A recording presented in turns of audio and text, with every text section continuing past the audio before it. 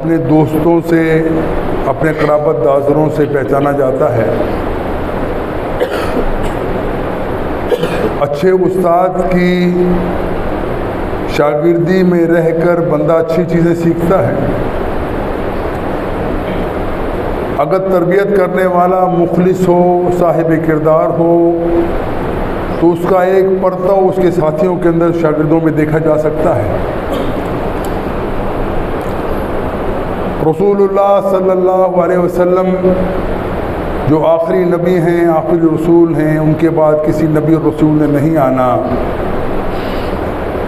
اللہ تعالیٰ نے ان کو ایسے فرما بردار ساتھی اور صحابہ عطا فرمائے تھے جو اس سے پہلے آدم سے لے کر محمد رسول اللہ علیہ وسلم تک کسی نبی، کسی رسول پر ایسے لوگ نہیں آئے۔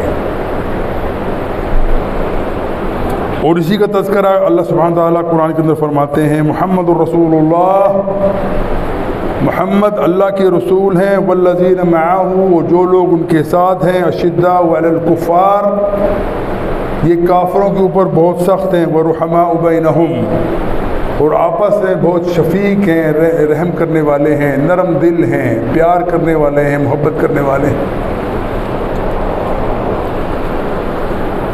یقیناً ہم سمجھتے ہیں کہ رسول اللہ صلی اللہ علیہ وسلم کے صحابہ کو جب بھی اللہ کے رسول نے کوئی حکم ارشاد فرمایا تو کسی صحابی کے بارے میں آج تک یہ کوئی مثال نہیں دی جا سکتی کہ اس نے ایک لمحے کا توقف نہیں کیا۔ وہ محبت کے تقاضے تھے کہ جہاں اللہ کے رسول کی زبان مبارک سے کوئی لفظ نکلتا، اس کو قبول کرنے کے اندر وہ ہمہ وقت ہمہ جہت ہر وقت تیار رہتے، بلکہ لپک لپک کے آگے جاتے ہیں کہ دیکھیں کون بندہ ہے جو اللہ کے رسول کی اس بات کو ماننے کے لیے پہل کرتا ہے۔ اور یہی وہ بات ہے جس کی وجہ سے اللہ کے رسول کی دنیا سے رحلت کے بعد اللہ کے رسول کے تربیت یافتہ اصحاب، بالخصوص خلفائے راشدین ابو بکر صدیق، عمر فاروق، عثمان غنی، علی المرتضیٰ رضوان اللہ علیہ مجمعین کی زندگی گزرتی ہے، اور وہ اسلامی حدود کی اور اسلامی سلطنت کی توسیع کے لیے ہمہ وقت کوشش ہیں، اور اللہ سبحانہ تعالیٰ ان کو دنیا کے اندر اس کا نتیجہ بھی دکھاتا ہے کہ حضرت عثمان رضی اللہ عنہ تک، حضرت علی تک لاکھوں مربع میل کے یہ حاکم ہیں، لیکن خادم ہیں۔ حکمرانی کا کوئی حساب کتاب نہیں ہے، اتنی وسیع عریض سلطنت ہے، لیکن یہ تمام لوگ اللہ کے رسول صلی اللہ علیہ وسلم کے نائب ہیں، اور ہمیشہ کوشش کرتے ہیں کہ اللہ رسول کی محبت کو اشکار کیا جائے، واضح کیا جائے، ان کی زندگی میں یہ چیز بھرپور ملتی ہے۔ عمر رضی اللہ تعالیٰ عنہ کے زمانے میں ایران کی سلطنت جو 2500 سال سے قائم تھی، ان سے پہلے اب یاد رکھ لیجیے کہ اللہ کے رسول صلی اللہ علیہ وسلم 3 اصحاب کو اپنا سفیر، اپنا ایلچی، اپنا نمائندہ بنا کے 3 مختلف اس وقت کی سپر پاور کی طرف بھیجتے ہیں۔ ایک مصر کے حکمران ہیں، ایک روم کا بادشاہ ہے، اور ایک قیصر ہے جو ایران کا بادشاہ ہے۔ تینوں نمائندے پہنچتے ہیں، تینوں کو ان کا پیغام دیتے ہیں اللہ کے رسول کا۔ مصر اور روم کے لوگ سفیر کا احترام کرتے ہیں، بات مانتے ہیں نہیں مانتے، لیکن اس کو کوئی نقصان نہیں پہنچاتے، کوئی بے عزتی نہیں کرتے۔ لیکن ایران کا بادشاہ، اس کو جب پتہ چلتا ہے کہ عرب سے ایک پیغام بندہ لے کر آیا ہے، باتیں پہنچ چکی تھی اللہ کے رسول کے بارے میں، بلوایا گیا اس کو، تم کون ہو؟ پہلی گستاخی تو یہ سمجھ محسوس کی گئی کہ اس نے آتے ساتھ سر نہیں جھکایا۔ اللہ کے رسول کا قاصد ہو، وہ اللہ کے علاوہ کسی کے سامنے سر جھکا دے، ممکن نہیں۔ تو پہلی گستاخی یہ ہوئی کہ سر نہیں جھکایا۔ دوسری گستاخی یہ ہوئی کہ وہاں کے اپنے تمام درباریوں کے ساتھ کھڑا ہوا پہ علیحدہ کھڑا ہوا. پوچھا تم کون ہو؟ کہنے لگا میں اللہ کے رسول صلی اللہ علیہ وسلم کا نمائندہ ہوں، تمہیں ایک پیغام دینے آیا ہوں کہ اللہ کی اطاعت کے اندر آ جاؤ، محمد علیہ السلام کو رسول مان لو، دنیا کی کامیابی تمہارا قدم چومے گی. اس شخص نے انتہائی تضحیک میں حتی کہ انداز کے اندر نامہ مبارک لے کر چاک کر دیا اور اس سے کہا، الفاظ یہ ہیں کہ تم بکریاں اور اونٹ چرانے والے چرواہے اور ایران کے بادشاہ کو آج کہتے ہو کہ یہ بات مان لو. اللہ کے رسول تک یہ بات پہنچتی ہے. اللہ کے رسول فرماتے ہیں اس شخص نے میرا خط چاک نہیں کیا بلکہ اپنی سلطنت کو چاک کیا ہے. اور یہ بھی زمانے میں دیکھا کہ اسی بادشاہ کو، ایران کے بادشاہ کو، اس کے بیٹے قتل کرتے ہیں، حکومت ختم ہوتی ہے. عمر فاروق رضی اللہ تعالیٰ کے زمانوں کے اندر وہ جلتے ہوئے چراغ جو 2500 سال سے چل رہے تھے، زرتش تھے وہ لوگ، آگ پرستش کرتے تھے، وہ بجھ گئے. اب اس قوم کے اندر ایک چیز پیدا ہوئی کہ یہ کیا وجہ ہوئی کہ ایک تو چلو نبی آیا، اس کے بعد اس کے ایک خلیفہ نے ہماری تمام حکومت کو تاراج کر دیا، ختم کر دیا. یہ بغض ان کے دل کے اندر بیٹھ گیا اور آج بھی وہ بغض اسی طریقے سے موجود ہے.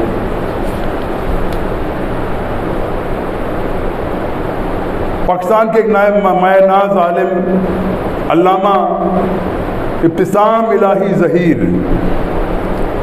ان کے بارے کے اندر پروپیگنڈا کیا گیا، اس وقت میڈیا کے اندر بالکل وہ چل رہا ہے اس وقت، اور کہا گیا کہ انہوں نے گستاخی کی ہے حضرت علی رضی اللہ تعالیٰ عنہ، اور ایک ایسے مجہول شخص جس کا کوئی پتہ سرا کسی کو معلوم نہیں ہے کہہ دیا کہ ان کا بھانجا ہے.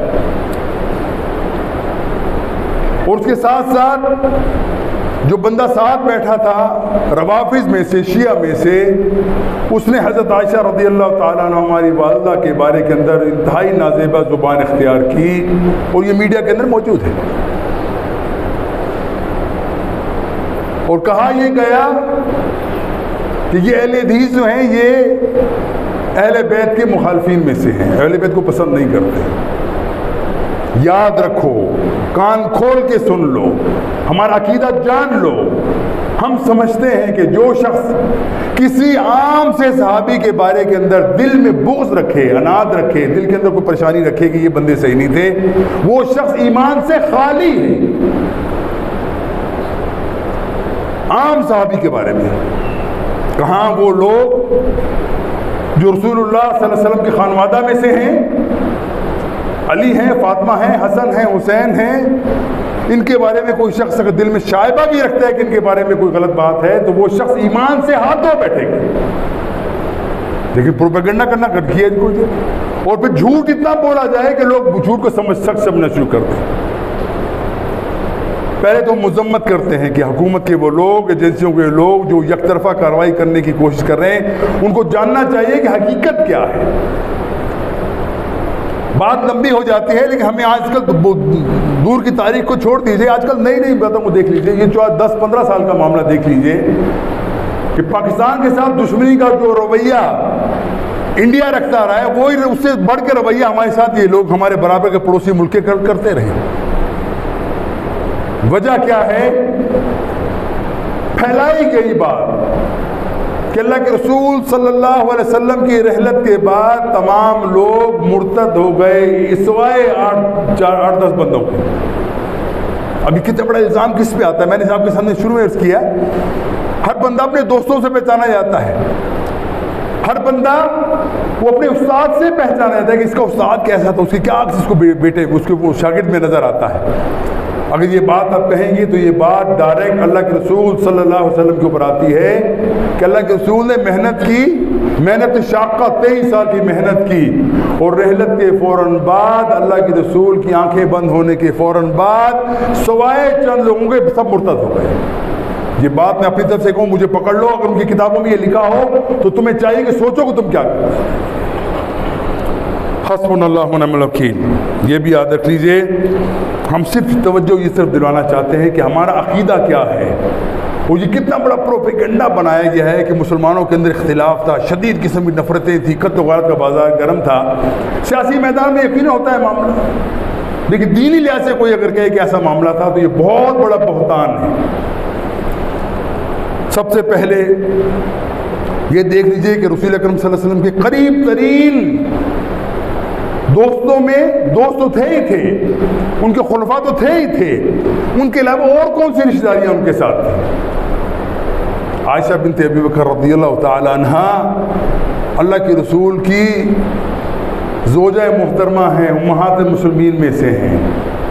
اللہ کے رسول جس وقت اللہ کے رسول کی رحلت ہوتی ہے، اللہ کے رسول دنیا سے تشریف لے جاتے ہیں، ان کا سر مبارک حضرت عائشہ رضی اللہ عنہا کی گود میں ہوتا ہے۔ فوت ہونے سے پہلے اللہ کے رسول اپنی تمام بیویوں کو اکٹھا کر کے کہتے ہیں اگر میری بات مان لو، یہ ہے انصاف، اگر میری بات مان لو میں یہ زندگی کے آخری دن یا کہ میری بیماری کے دن میں عائشہ کے یہاں گزارنا چاہتا ہوں۔ تمام ازواج مطہرات کہنے لگی یا رسول اللہ آپ کا حکم ہمارے لیے سر آنکھوں پہ، جیسا آپ چاہیں کریں، ہمیں کوئی اعتراض نہیں۔ اور ان عائشہ کے بارے میں کہا جاتا ہے کہ یہ خاتون مرتد ہیں، انا للہ و انا الیہ راجعون۔ ان کے بارے میں لکھا جاتا ہے کہ یہ خاتون جن کو جنت کی بشارت دی گئی، یہ خاتون جن کے بارے میں قرآن کے اندر اللہ تعالیٰ اعلان برات کرتا ہے کہ تم نے جو تہمت لگائی ہے عائشہ کے اوپر وہ جھوٹ ہے۔ تربیت کس کی ہے؟ اللہ کے رسول کی تربیت ہے۔ جب تہمت لگی عائشہ کے اوپر، اللہ کے رسول کو بھی تھوڑا سا احساس ہوا، تھوڑی سی ان کو پریشانی ان کو ہوئی، یقیناً بیوی کے اوپر بات ہے، ان کی چہیتی بیوی ہے۔ اللہ کے رسول تھوڑا بحیثیت انسان تھوڑی سی مغایرت برتی انہوں نے۔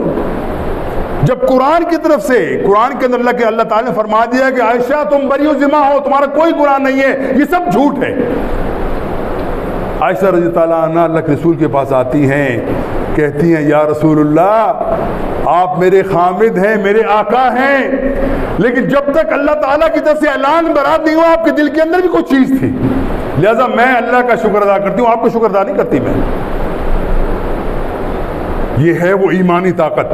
اللہ نے کہہ دیا کہ عائشہ تو بری و ذمہ ہے، بری و ذمہ ہو، اور ان کے بارے میں کہا جائے کہ ایسی حرکتیں کرتی، یہ کرتی، وہ کرتی تھی۔ نمبر 2، رسول اللہ صلی اللہ علیہ وسلم کے دوسرے سسر عمر رضی اللہ تعالیٰ عنہ کی بیٹی حفصہ رضی اللہ تعالیٰ عنہ، وہ اللہ کے رسول کی بیوی بنتی ہیں، امہات المومنین میں آتی ہیں، اور امہات المومنین میں آنے کا مطلب کیا ہے کہ تمام دنیا کی خواتین کے اندر سب سے اعلیٰ مقام کے اوپر وہ فائز ہو جاتی ہے، لیکن ہدف اس وقت حضرت عائشہ ہیں، حضرت حفصہ ہیں، اور کھلے عام کہا جاتا ہے محمد۔ تیسری بات، حضرت عثمان رضی اللہ تعالیٰ عنہ کے بارے میں بنو امیہ کے یہ ظاہر سی بات ہے فرد تھے، سب سے زیادہ زہر ان کے خلاف بولا جاتا ہے کہ یہ ہیں اصل میں جنہوں نے بنو عباس کے اوپر ظلم کیا، زیادتیاں کی، ان کی حدود کو غصب کیا، اور بےتحاشا چیزیں بتائیں۔ اللہ کے رسول اپنی بیٹی کا نکاح حضرت عثمان رضی اللہ تعالیٰ عنہ سے کرتے ہیں، اللہ کے رسول کی بیٹی وفات پا جاتی ہے، دوسری بیٹی کا نکاح دیتے ہیں، وہ بھی وفات پا جاتی ہے۔ اللہ کے رسول فرماتے ہیں اگر میری 10 بیٹیاں ہوتی میں یکے بعد دیگرے عثمان کے حق میں دیتا چلا جاتا کہ یہ میرا وہ داماد ہے جس کے احسانات کا بدلہ کوئی نہیں چکا سکتا، اس نے جس طریقے سے مسلمانوں کی مدد کی ہے، ہر کڑے وقت میں مدد کی ہے، میں سمجھتا ہوں کہ کوئی نہیں کرتا۔ دوسری آپ یاد دیکھ لیجیے، حضرت علی رضی اللہ تعالیٰ عنہ ہیں، ان کی بیٹی ہے ام کلثوم، یہ میں یہ بتا رہا ہوں کہ آپ حقیقت سمجھیں کہ حقیقت ہے کہ جھوٹ کتنا بولا جاتا ہے۔ ان کی بیٹی ام کلثوم جو فاطمہ کی بیٹی ہیں، سمجھ لو علی کی بیٹی ہیں، فاطمہ کی بطن سے ہیں، ان کی شادی کس سے ہوتی ہے معلوم ہے آپ کو؟ حضرت عمر فاروق رضی اللہ تعالیٰ عنہ کی، جن کے بارے میں آج یہ غلیظ لوگ کہتے ہیں کہ سب سے برا شخص وہی تھا۔ ایک اور بات دیکھ لیجئے، میں ہمیشہ کہا کرتا ہوں، پہلے میں نے ذکر بھی کیا ہے کہ لوگوں ہم نے اللہ کے رسول کی صحابہ کی توہین کرتے ہوئے یہ بھی نہ سوچا اس کا سرا جا کے کہاں لگتا ہے، اس کا اثر کس میں پڑتا ہے۔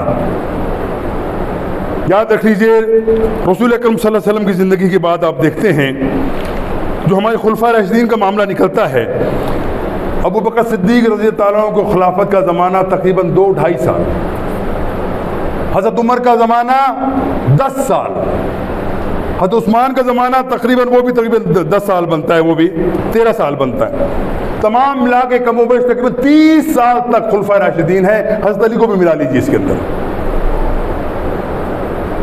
کہنا کیا ہے، بہتان کیا ہے؟ اللہ کے سامنے جواب دہ ہونا پڑے گا تمہیں۔ علی تمہاری گردن پکڑیں گے کہ تم نے کیا کہا ہے، تم نے کیا بکواس کی ہے، اپنی کتابوں کی تک کفر تم نے لکھا ہے۔ ہم فرقہ والی کی بات کبھی نہیں کرتے، لیکن جو شخص اللہ کے رسول کا صحاب اور اللہ کے رسول کی بیویوں کے بارے میں کوئی بات کرے گا، ہم گردن تو تروا سکتے ہیں، اس کے پیچھے ہم نہیں کبھی ہٹیں گے۔ حضرت علی کی جتنی توہین یہ طائفہ کرتا ہے، کوئی بھی نہیں کرتا۔ کیا کہا کہ اللہ کے رسول نے اپنا وصی، اپنا جو نائب ہے، اپنا خلیفہ جو ہے، اپنا امام علی کو بنا کے گئے تھے وہ، لیکن غاصبانہ طور پہ ان کو ہٹا دیا گیا، اور علی رضی اللہ تعالیٰ نے کبھی اس کو قبول نہیں کیا۔ نقطہ بڑا غور سے سمجھنے کا ہے۔ عام زندگی کے اندر دیکھ لو، بندہ اگر فرض کیا کوئی بندہ مجھ سے نفرت کرتا ہے تو میرا رویہ کیا ہوگا؟ اسلامی رویہ نہیں، میں عام انسان کی بات کر رہا ہوں۔ میں بھی نفرت کروں گا، یار بندہ مجھے اچھا بہتان لگاتا ہے، جھوٹ بولتا ہے مجھ کے اوپر، میں اس کی بات ماننے کو تیار ہوں، اس کی بات کوئی محبت اس سے نہیں کرتا، کوئی وہ نہیں کرتا۔ حضرت علی وہ مظلوم شخص ہیں جن کے بارے میں کہا گیا کہ 30 سال تک یہ منافقت کرتے رہے۔ میں لفظ جان بوجھ کے استعمال کر رہا ہوں۔ منافق کون ہوتا ہے؟ جس کے دل میں کچھ ہوتا ہے، زبان پہ کچھ ہوتا ہے۔ یہ کہتے ہیں، اپنی کتابوں میں لکھا ہے کہ 30 سال تک حضرت علی رضی اللہ تعالیٰ عنہ نے تقیہ کیا۔ تقیہ کیا ہے ان کے مذہب کے اندر؟ بہت انتہائی خطرناک تقیہ عقیدہ ان کا، کہ اپنے دل میں جو بات ہے وہ چھپا لو، اپنے دشمن کے ساتھ ظاہری طور پہ محبت کا اظہار کرو، دل میں کہو کہ ہم اس کی گردن جب چاہے گا ہم اس کی گردن اتار دیں گے۔ تم بے شک کرتے رہو، تمہارا تو معاملہ ہی سب شتم ہے، گالیاں دینا، بہتان لگانا، جھوٹ لگانا، صحابہ کے اندر رخنا پیدا کرنا، نفرت پیدا کرنا، یہ تمہارا وتیرہ ہے، یہ کرتے رہو تم۔ صحابہ کی تنقید کرنا کرتے چلے جاتے ہیں وہ لوگ، لیکن علی کو تو بخش دو۔ علی کے بارے میں تم نے کہا کہ 30 سال تک یہ شخص تقیہ کرتا رہا، نمازیں پڑھتے رہے علی تینوں خلفاء کے پیچھے، لیکن نہیں، یہ نمازیں ان کی نہیں تھی، یہ تو کچھ اور کرتا ہے، یہ تو سب مجبوری تھی، پھنسے ہوئے تھے۔ پھر ایک اور بات دیکھ لو، بندہ غیرت مند کون کہلاتا ہے؟ جس کو اپنی بیوی پہ، بیٹی پہ، بہن پہ غیرت آئے، وہ غیرت مند ہوتا ہے۔ دور جہالت کی بات اب بھی دیکھیں، کئی جو غیرت کے اوپر کتنے قتل ہوتے ہیں وہ اسی وجہ ہوتے ہیں۔ میری بیٹی کے ساتھ زیادتی ہو گئی، بیٹی کے ساتھ ہوئی، بیوی کے ساتھ ہوئی، میری بہن کے ساتھ زیادتی ہو گئی، میں بدلہ لوں گا، چھوڑتا نہیں۔ کیا لکھا ان کی کتابوں کے اندر؟ حضرت عمر آئے، انہوں نے آ کر حضرت فاطمہ رضی اللہ تعالیٰ عنہ کو دروازے کو لات ماری، وہ دروازہ ان کے اوپر گرا، اس سے ان کا حمل ضائع ہو گیا۔ کس کا؟ اللہ کے رسول کی بیٹی کا حمل ضائع ہو گیا، اور علی موجود ہیں، علی جن کے بارے میں کہتے ہیں شیر خدا ہیں۔ یہ نقشہ کیسا کہتا جا رہا ہے کہ علی نے کچھ بھی نہیں کہا، یعنی علی کو کچھ حیرت نہیں ہوئی کہ میری بیٹی کے ساتھ کیا ہوا، میری بیوی کے ساتھ کیا ہوا، خاموش رہے۔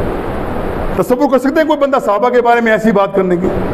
کوئی سوچ سکتا ہے کہ اللہ کے رسول کی تربیت یافتہ لوگ اس حد تک خدا نخواستہ ایسے ہو جائیں کہ اپنی بیوی کے بارے میں ان کو پرواہ نہ ہو؟ اتنا جھوٹ، پرندے کو جھوٹ بولتے چلے جاؤ، کوئی روکنے والا نہیں ہے، اور ہر سال ایک نیا قصہ۔ قرآن کہتا ہے کہ ان کے بارے میں، اللہ کے رسول اپنے صحابہ کے بارے میں کہتے ہیں کہ بڑے کافروں کے بارے میں بڑے سخت ہیں، آپس میں بڑے شفیق ہیں، رحم دل ہیں، محبت کرنے والے۔ آگے سنیے، ان کے آئمہ، میں ان کی اپنے آئمہ کی بات کہ ہمارے لیے تو تمام آئمہ ہیں، اہل بیت ہمارے لیے سر کا تاج ہے ہمارے۔ علی کے بیٹوں کے نام دیکھو، ابو بکر ہے، عمر ہے، عثمان ہے۔ کبھی بیان کیا کسی شیعہ نے؟ کربلا کے اندر 72 لوگ شہید ہوئے، ذرا پوچھو ان میں سے سب کے نام کیا تھے؟ کہ اس میں اہل بیت میں سے، وہ سب اہل بیت سے کہلاتے ہیں نا، وہ اس میں علی کا نام، علی کے بیٹوں کے نام، ان کے رشتہ داروں کے نام ابو بکر، عمر، عثمان تھے کہ نہیں تھے؟ کوئی نہیں بتائے گا۔ یہ دکھتی رہ گئی نا، پکڑی جائے گی۔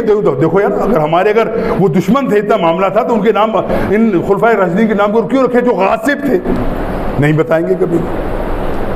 امام ابو قاسم، موسیٰ ابو قاسم جن کو کہتے ہیں، ذرا پتا کر کے بتاؤ ان کی ماں کون تھی، اس کی ماں کا نام کیا تھا، وہ کس کی بیٹی تھی؟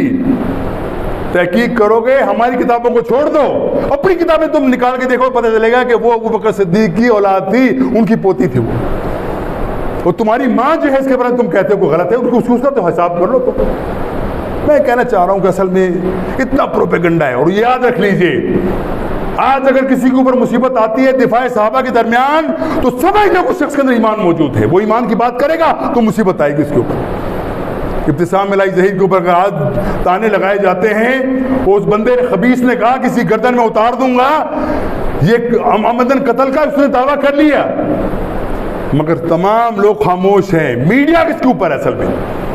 بہت بڑی لابی، یہودی لابی، اور یہ ہمارے پڑوسی لابی سے لگی ہوئی ہے، وہ آپ کے بات کرنا نہیں دینا چاہتے. اگر آپ کے ساتھ کوئی سب لوگ خوش ہیں، پیار محبت کرتے ہیں، بڑی محبت کرتے ہیں، باتیں لکیزیں رکھنے والے بھی آپ سے محبت رکھتے ہیں، تو سمجھ لو کہ تم حق کو چھپاتے ہو، کتمان حق کرتے ہو، حق بیان نہیں کرتے. اگر حق بیان کرتے ہوتے جو اللہ کے رسول کے دشمن ہیں وہ کبھی تمہارے ساتھ محبت نہ کرتے، تم ان کے ساتھ محبت نہ کر سکتے. الحب للہ والبغض للہ. یاد رکھو، یہ اصول اپنے ساتھ رکھو. ہماری محبت اللہ کے لیے ہے، ہماری نفرت اللہ کے لیے ہے. اور ہم سمجھتے ہیں، دوبارہ میں دہراتا ہوں، اہل بیت کے بارے میں ہمارا عقیدہ سمجھ لو. اہل بیت تو بہت اونچی چیز ہیں. عام صحابی کے بارے میں ہماری قدر سمجھ لو، ان کے بارے میں ہمارے دل کے شائبے میں اگر گمان پیدا ہو جائے تو ہم سمجھتے ہیں ہم نے ایمان سے ہاتھ دھو بیٹھے. اللہ کے رسول کی صحابہ کے اندر محبت کیا معاملہ تھا، ان کو خود حیا بھی نہیں آتی ایسی باتیں کرتے تھے. شہید مظلوم، کائنات کے سب سے بڑے مظلوم شہید حضرت عثمان رضی اللہ تعالیٰ عنہ ہیں. یہ انشاءاللہ ابھی اگلے دنوں ان کا یوم وفات آ رہا ہے، انشاءاللہ یوم شہادت آئے گا، ہم سے بیان کریں گے تفصیل سے ساتھ. سوچو خلافت کس کی تھی؟ عثمان کی رضی اللہ تعالیٰ عنہ. حضرت علی کس کو مقرر کرتے ہیں؟ اپنے اس ہمزلف کے لیے، اللہ کے رسول کے صحابی اور اللہ کے رسول کے خلیفہ کے لیے، ان کی حفاظت کے لیے کس کو مقرر کرتے ہیں؟ آپ کو معلوم ہے؟ کبھی بتایا کسی شیعہ نے آپ کو؟ حسن اور حسین دو بندے ایسے ہیں، نواسہ رسول ہیں، دونوں کو مقرر کیا جاتا ہے کہ تم جاؤ عثمان کی حفاظت کرو، خبردار کوئی بلوائی، کوئی شرپسند ان تک نہ پہنچنے پائے. یہ دو سپاہی کس کے ہیں؟ عثمان کے ہیں. یہ دو سپاہی کس کے ہیں؟ بنو امیہ کے سردار کے ہیں، جن کے بارے میں آج کہتا ہے کہ بنو امیہ سب سے ذلیل لوگ تھے. انا للہ و انا الیہ راجعون. اور کیا کیا بتایا جائے آپ کو، مختصر کم ٹائم ہوتا ہے، لیکن حقیقت یہی ہے. اگر آپ ان کی کتابیں اٹھا کے دیکھیں گے آپ کو پتہ چلے گا کہ جھوٹ سامنے کھل کے آ گیا. لغو باتیں، گالیاں دینا، ان کا وتیرہ یہ، اور کچھ ہے ہی نہیں اس کے اندر. اللہ کے رسول کے اوپر بہتان، اللہ کے رسول کی تربیت کے اوپر بہت بڑا نقص پیدا کرنا، یہ لوگ کرتے ہیں اور کوئی بھی نہیں کرتا. اور امت مسلمہ کا متفق فیصلہ ہے کہ جو لوگ لمبی باتیں ہو جاتی ہیں قرآن کے بارے میں ان کا کیا عقیدہ ہے، اور دوسری بات کہ حسین رضی اللہ عنہ کا موقف کیا تھا، انہوں نے کیا رجوع کیا، یقیناً اگر سب کو ان کی کتابوں سے اگر دیکھا جائے تو پتہ چلے گا کہ جھوٹ کا اتنا بڑا پلندہ، جس میں انہوں نے علی کو بھی نہیں بخشا، حسن کو نہیں بخشا، حسین کو نہیں بخشا. اور حسن کے بارے میں ایک بات آخر کیا کہ بات ختم کرتا ہوں، موضوع بڑا لمبا ہے، تفصیل طلب ہے لیکن ٹائم نہیں ہوتا.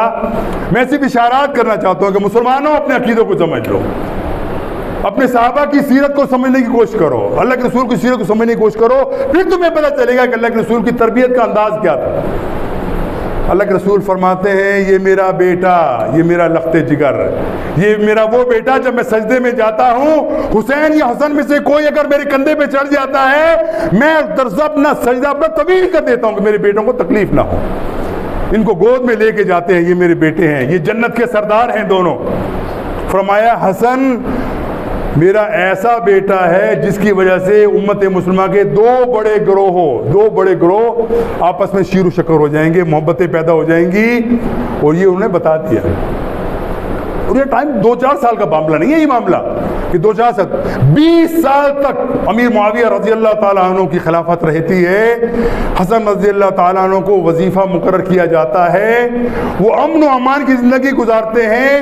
اپنی خلافت کا ان کا وقت صرف 6 مہینے کا تھا، خود دستبردار ہو جاتے ہیں کہ میں خلافت کا اہل ہوں، میرے سمجھ تو فلاں بندہ زیادہ ہے، بس کہ حضرت امام معاویہ کے ہاتھ کے اوپر بیعت کر لیتے ہیں. بتائے گا کوئی آپ کو شیعہ؟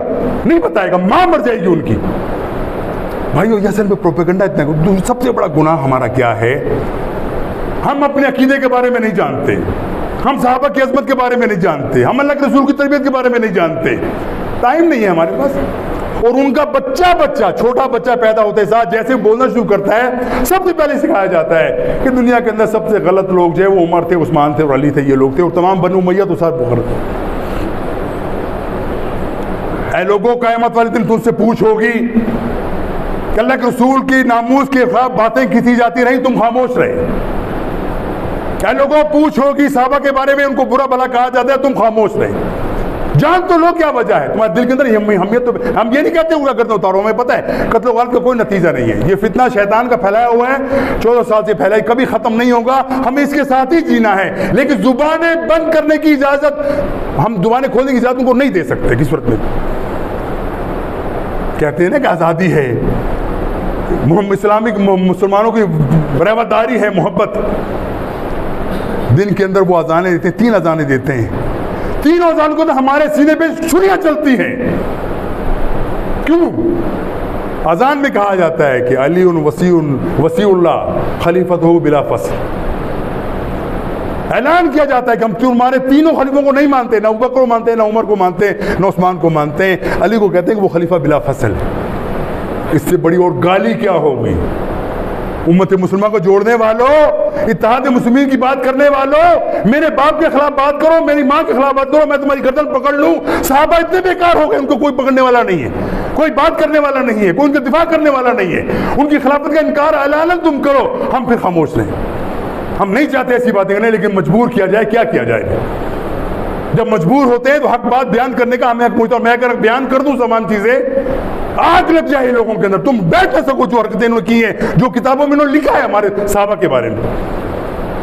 ہم کہتے ہیں فتنہ نہ پھیلا جائے، یہ فتنہ یہودی پھیلاتے ہیں، ان کا مقصد یہ ہے کہ مسلمان کو سر پٹول ہو جائے، مسلمان ایک جو قتل و غارت کے اندر آگے بڑھ کے جائیں۔ ہم یہ نہیں چاہتے، لیکن حکومت وقت کو چاہیے کہ ان لوگوں کو لگام دیں۔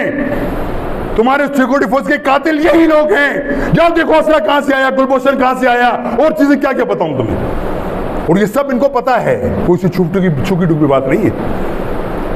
حسبنا اللہ و نعم الوکیل، حسبنا اللہ و نعم الوکیل۔ اللہ تعالیٰ ہمیں حق کو سمجھنے کی توفیق عطا فرمائے۔ اللہ تعالیٰ جو لوگ اسلام کے خلاف ریشہ دوانیاں کرتے ہیں، اللہ تعالیٰ ان کو دنیا کے اندر نشان عبرت بنا دے۔ یا اللہ جو لوگ اللہ کے صحابہ، اللہ کے رسول کے صحابہ کے بارے میں اپنی گندی زبان استعمال کرتے ہیں، یا اللہ ان کی زبانیں کنگ ہو جائیں، ان کی آنکھیں دل ان کے سلب ہو جائیں۔